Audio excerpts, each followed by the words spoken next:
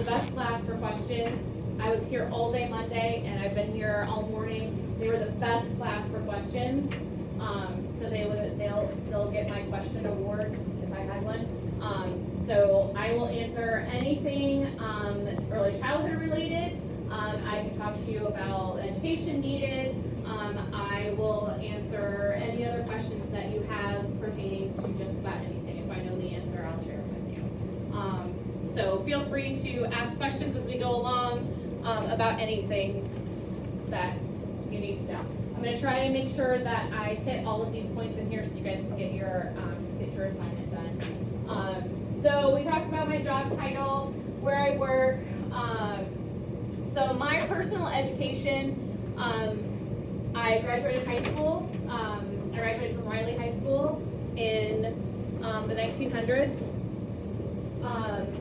I graduated in 1988. I went to college right after high school. I went to IUSB, majoring in elementary education. I had a free ride. Everything was paid for. My tuition, books, fees, everything. I didn't pay a single dime for college. I was very lucky. I had grants and scholarships that covered everything. I was lucky, but I was also stupid. So the freedom of college was very attractive. I quickly realized that no one was calling my parents when I didn't show up to class. No one was contacting my parents to let them know that I had flunked a test or that I hadn't turned in any assignments. And so I didn't.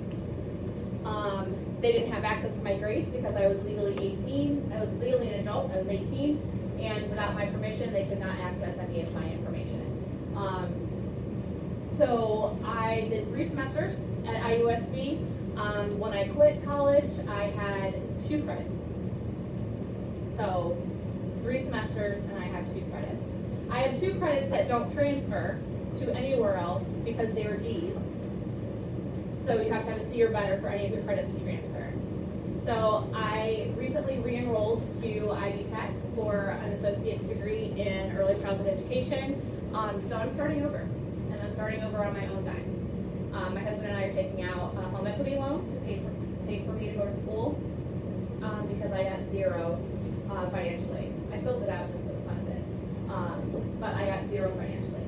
So it's either going to be student loans or a home equity loan, which has better interest rates. But so all that to say, if you have the opportunity to go to school, please take it.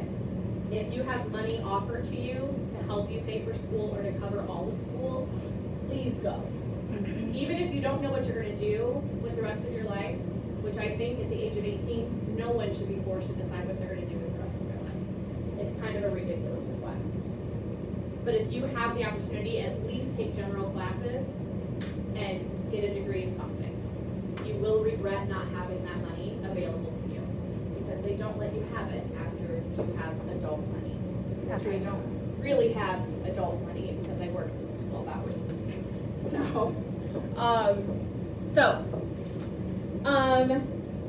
I am currently enrolled at Ivy Tech, so I am again starting all over in college.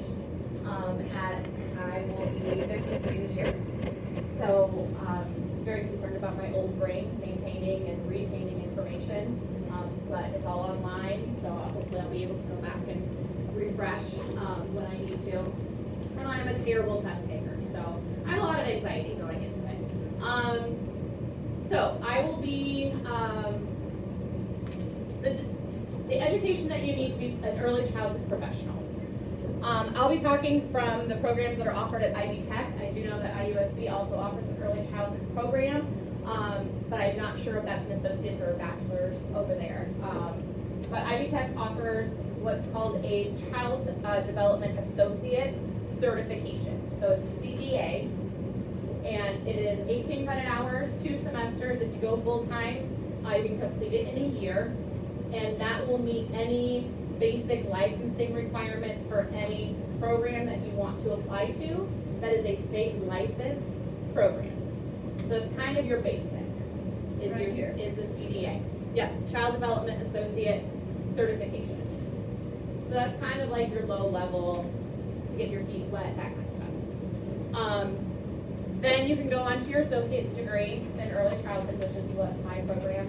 Now, while I am doing my associate's program, I will earn my CDA while I'm doing that. So I'll take all of my CDA courses at the front end, and then take all of my other stuff. So I have to take like an English class, and a math class. I have to take like a sociology and a psychology class. So like all of those like prerequisite kind of classes that I took way back when, I have to retake.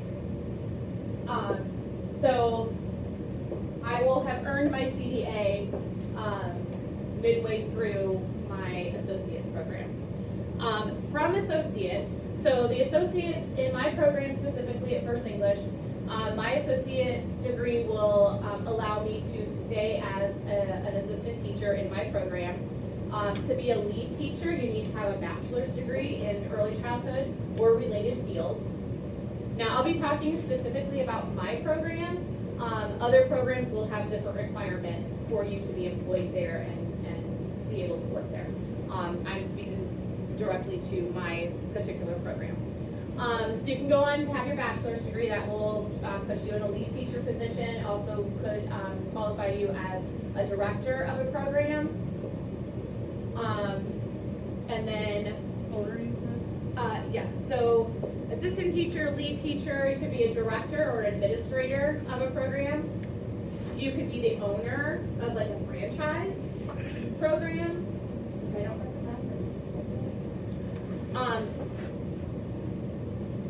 Directors, administrators, the directors and administrative positions, that's where the higher money is.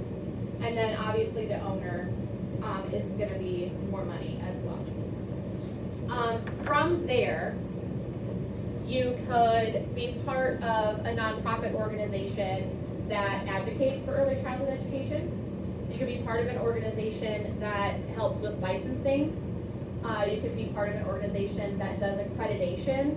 And with that, what accreditation is there's a national association for early childhood education, and they will accredit your program. So that just holds you to higher standards than just a program that's just licensed. So we have to provide a lot more information. Our teachers have to be more educated. And it's a really big deal. It's a lot of work for us to be accredited, but it also is a good checks and balances for us to make sure that we're continuing to do what we're supposed to do in the way that we're supposed to do it. So you could work for any of those programs and within early childhood education as a career. Does anybody have any questions on that part? Just in case you're wondering, I did write up the pathways basically of how you can be accredited to teach this, and also the different types of jobs in this area. Our lead teachers, a couple of our lead teachers have their bachelor's in elementary ed, and then some have their degrees in other fields, but are that are relevant. So, in addition to education, I also had to pass a criminal background check. I had to pass a drug screen. I had to have a TB test to make sure I don't have tuberculosis. I had to have a physical done with my doctor. And I also had to be fingerprinted to be part of the program. And that is because we are an accredited program, not just a licensed program. Because we have that accreditation, we have higher requirements. So we talked about that. What kinds of things do I do? Being in the classroom, we focus on educating the whole child. So we do educate the children, their cognitive development. This is at the bottom of the first page. So we work on their cognitive development. So academics, basically. Alphabet, numbers, letters, colors, shapes, all of that kind of stuff. We do that on a regular basis. We foster their creativity. We help them resolve conflicts, learn how to resolve conflicts. We'll talk about that a little bit more later. We help develop them socially, emotionally, and physically. So we do gross motor activities, so like large muscles, and then fine motor activities, so like little muscles, and that kind of thing. Our day-to-day, we have a daily routine that does not change for the most part, so that the kids know what's coming. Consistency is really important with kids, especially little kids. Consistency and routine are super important for those kids. So I'm responsible for like the day-to-day with the kids. Our director, she's also a teacher with our pre-K kids, so she's doing the same thing, but she's also in charge of all of our employee files. She's in charge of hiring, firing, evaluating. She's in charge of making sure that we have everything that we need for our accreditation. She's in charge of making sure that we're all up to date on everything for our licensing, and all of that kind of stuff. And helping us continue to learn and be more educated as things go on. If you are not in a classroom, like I said earlier, you could be an advocate for early childhood education. You can help programs work towards licensing and accreditation. Those are both long processes that take a lot of work and a lot of time, and there's a lot to them. And so having someone to help you, if you have an in-home preschool, having someone to help you walk through all of that and kind of decipher all of that is really helpful. So we kind of talked about what you would need, training and all of that stuff, education-wise. But in addition to that, you also need to have a passion for children. If you are not passionate about working with children, it doesn't matter how much education you have, it's not going to be a fulfilling career. You need to be patient.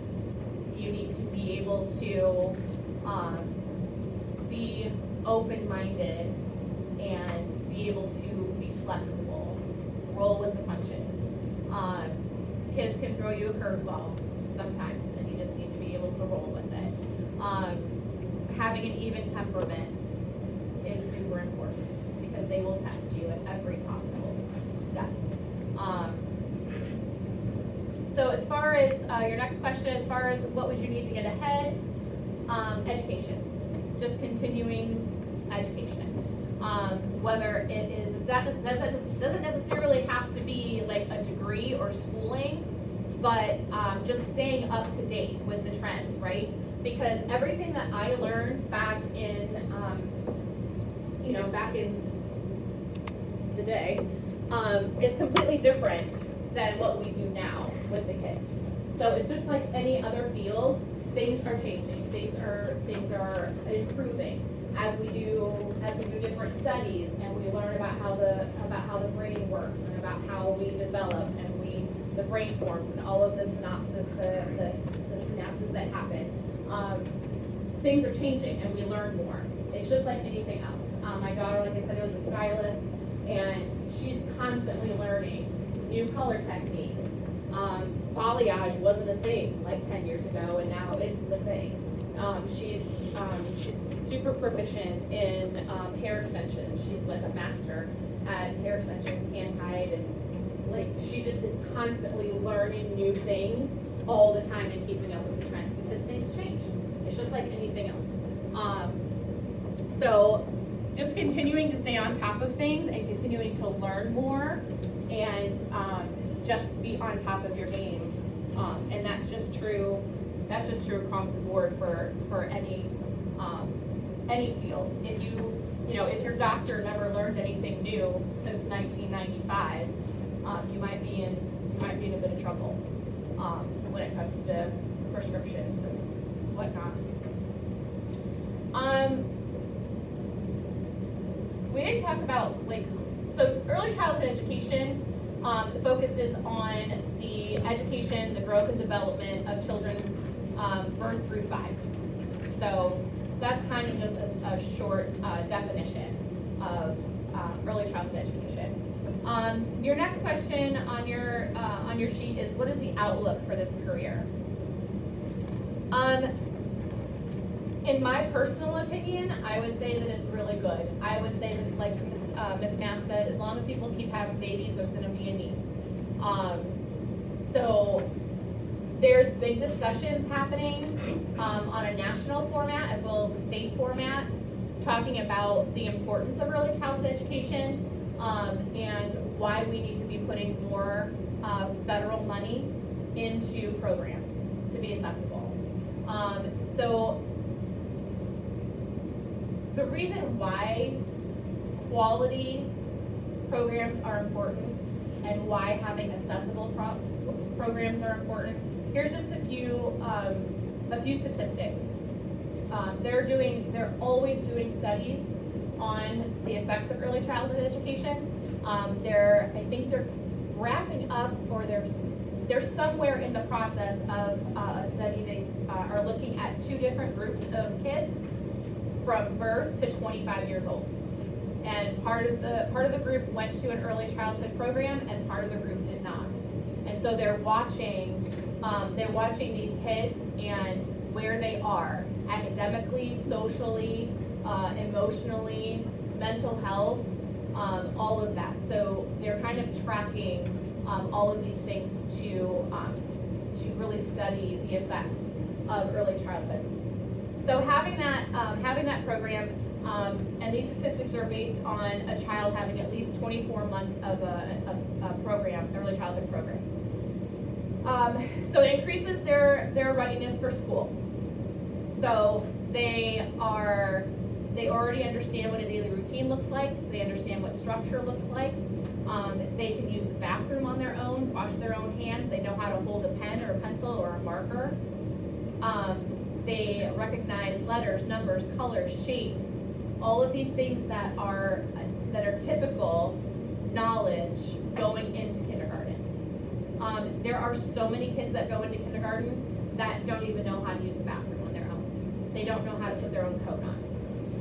So our kindergarten teachers are having to spend time teaching these kids things that they should know coming in, and that puts everyone at a disadvantage. The teachers at a disadvantage, the other kids are at a disadvantage, the kids that don't know any of this stuff coming into the program are at a disadvantage. And when you are already starting behind, it's really hard to catch up. Children who have access to early childhood education are less likely to repeat a grade. They are less likely to become part of the criminal justice system. They are more likely to have any special needs or learning disabilities diagnosed and a plan put in place to address those. 25%, they are 25% more likely to graduate from high school, and they are 4 times more likely to get a bachelor's degree. Statistically, they earn higher salaries, they're more prepared academically, and having these programs narrows the achievement gap. So the achievement gap is just a big word for the discrepancy between kids that have had an early childhood program and kids that haven't, and their assessment, their average achievement. So like test scores, assessments, I-steps, that kind of stuff. So kids that have that and kids that don't, it is statistically significant in the difference between their academic achievements in all areas. Should early childhood be important to you? A, as a high school student. B, if you don't want to have children, you don't like children, you would just as soon pick a preschooler across the street and spend 5 minutes with one. Should it still be important to you? Yes. And I'll tell you why. Thanks for asking. These kids that are in early childhood programs right now, are in kindergarten right now, are our future doctors, lawyers, judges, police officers, senators, U.S. representatives, Congress. They're the future of our country. They're the ones that are going to be making major decisions for us down the road, 30 years from now, right?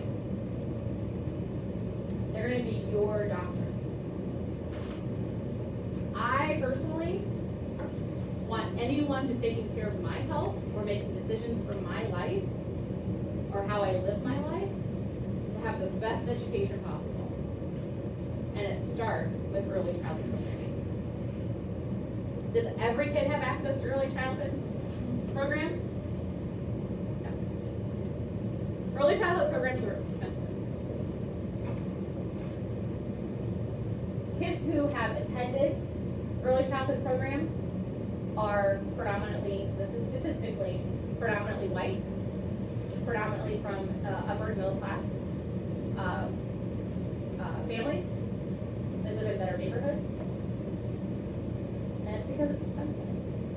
Federally funded quality programs are almost non-existent. We pretty much have Head Start, and there's not enough. Kids are falling through the cracks every single day. Tell your story. So one thing that she's let me interrupt and talk about is my husband and I would be considered middle class by our income. However, we don't make that much money. I mean, I'm a teacher, and don't want to tell me this, but he makes less than me. So we don't make a lot of money. When we had our first child, we needed to find a place to put her. We went to Growing Kids. We're like, oh, we've heard good things about them. We'll try it. For a newborn baby who sleeps, eats, cries, pees, and poops. That's all they do. $200 a week. That's $800 a month, and we knew we wanted to have more kids, but we didn't want to start one at one place and one at another. You know, that was a lot of money. We ended up having 3 kids. That would have been $2,400 a month. There's no way we could have afforded that. That's way more. I mean, that's a lot of money. So luckily, I had a friend whose kids were at in-home daycare, and this lady that we went to, we interviewed her and stuff. She had her preschool associate's degree, so she taught preschool along with taking care of children. She was licensed by the state, and she charged $100 per week, and then $90 for each kid that was a sibling after that. So we paid about $300 a week, so about $1,200 a month. That was half of what it would have been at the other place. If we didn't find that place, we would not have had a place that we wanted preschool included. We didn't just want to send them to a babysitter. We wanted them to have some education because it's expensive. It's very expensive. And there are really good quality in-home early childhood programs. It doesn't have to be a center. It doesn't have to be like, you can have very quality in-home early childhood programs. And that's what hers was, and it was good. Yeah. And my daughter as well went to an in-home, and the lady that ran it had her associates in early childhood education. So she had a really good foundation going into kindergarten. But that's why it's so important that we have these conversations and that we continue to have these conversations so that our tax dollars and our federal money are going to these programs so that every kid, regardless of where you're growing up and what your socioeconomic demographic is, every child has the opportunity to attend an early childhood education program. They are just, Head Start can only take so many kids. By state licensing standards, you have to have a certain number of square feet per child based on that, and that tells you how many kids you can have. So because we have 3 teachers in our preschool room, our preschool program, for our 4 and 5-year-olds, because of ratios, you can only have so many kids per adult. But because of ratios, we could have more children, but we don't have the physical space to have more children in that program. So we are limited. There are vouchers, and people do apply for and are granted vouchers and to help pay for early childhood programs, but there just aren't enough for kids to be part of that are accessible. If you've got a single mom with 3 kids who's working a full-time job, she can't afford $800 a month. $800 a month is rent. And she has to pay for insurance, she's got a car, she's got to put gas, she's got to feed her, she has to feed her kids. And that was just for one kid. The ability for kids to start off as strong as they possibly can should not on their parents' financial situation. It should be accessible to everyone. So as you get older, you are able to vote, you're able to voice, you have your voice to share. Think about that as you're talking to your representatives, talking to your district representatives. You could be part of a school board someday. These are all really important things because if we don't have a good foundation from the very beginning, you're going to struggle to catch up at the end. So potential salary ranges. It can go anywhere from making an hourly rate of $12, $13 an hour, up to making $30,000 a year as a full-time early childhood educator. And again, every program is different. There's a program out at Notre Dame and St. Mary's. They're a full-day program. They're a full-year program, and they offer benefits to their teachers. First English is a half-day program, and we're a school day or a school year program, so we only run September to May. So we don't have any benefits that go with our. So if my husband didn't have insurance, or if I was single, I would have to find my own insurance, which good insurance is about $200 a month on the low end. So I could not do what I'm doing if I didn't have my husband that had a good job, because I couldn't live on what I And what kind of a lady would you like to be? Oh, well, now that you mention it, my goal in life is to become a lady of leisure. Do you know what that is? I want a sugar daddy. But my husband's not having it. You too? Yeah, I know, right? I work 12 hours a week. This is about as close as I'm going to get to being a lady of leisure. But I guess I have to wait for retirement before I can actually do nothing. Any questions?